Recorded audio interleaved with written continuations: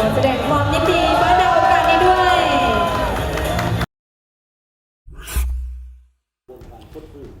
สวัสดีท่านผู้ชมที่เคารพนำท่านผู้ชมมาติดตามข่าวกีฬาเรือกระทรวงธนาคารร่วมพัฒนาหรือ JDB แซมเก่าป้องกันแซมเรือประเพณีทราย55สีพาย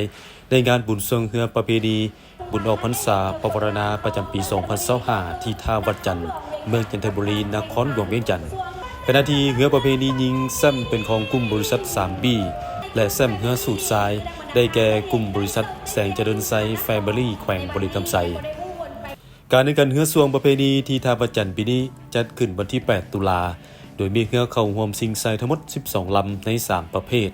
คือเฮือประเพณียิงทราย55สีพายและเฮือสูตรทราย55สีพายถึงว่ามีเฮือเข้าร่วมจำนวนบ่หลายแต่การแข่งขันก็เข้มข้นดุเดือดมวลมันทำกลางผู้ชมจำนวนบ่น้อยที่มาให้กำลังใจสีพายเฮือสวงอย่างฝุดฟื้นพร้อมกันนี้ฝ่ายจัดงานยังจัดให้มีการแข่งขันเซิ่งงามเซิ่งมวลเฮ็ดให้การแข่งขันมีสีสันและมีบรรยากาศที่คึกคืนผ่านการแข่งขัน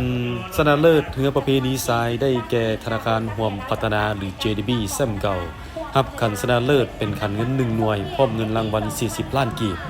พร้อมกันนี้ยังมีขันชนะเลิศหมุนเวียนถ้าเป็นแซม3ปีซ้อนจะได้ขันนี้ไปครองทันทีของชนะเลิศเรือประเพณีทรายปีนี้เป็นของบริษัทพันธมิตรกรุ๊ปแขวงสัญบุรีรับขันห้องแซมและเงินรางวัล30ล้านกีบที่ 3 บริษัทอิซูซุลาวบริการจำกัดจำปาเฮือสวงบ้านหนองปะไนเมืองสีโคตรบองนครหลวงเวียงจันทร์รับขันรางวัลและเงินสด25ล้านกีบ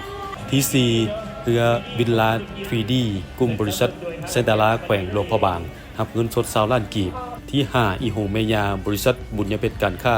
รับเงินสด8ล้านกีบขณะที่ชนะเลิศเรือประเพณียิงได้แก่กลุ่มบริษัท 3B รับขันชนะเลิศเป็นขันเงิน1หน่วยพร้อมเงินรางวัล40ล้านกีบห้องชนะเลิศเฮือสวงตะวันใต้ฟ้าบ้านหาดสวนเมืองตรุกุมแขวงเวียงจันทร์รับขันห้องชนะเลิศและเงินรางวัล30ล้านกีบ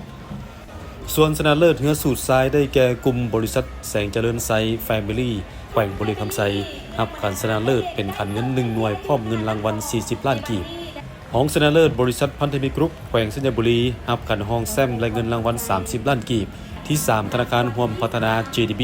รับขันรางวัลและเงินสด25ล้านกีบที่ 4 เพชรมีไซตะวันใต้ฟ้าบ้านโคกทรายเมืองหาดไซฟองนครหลวงเวียงจันทร์รับเงินรางวัล20ล้านกีบ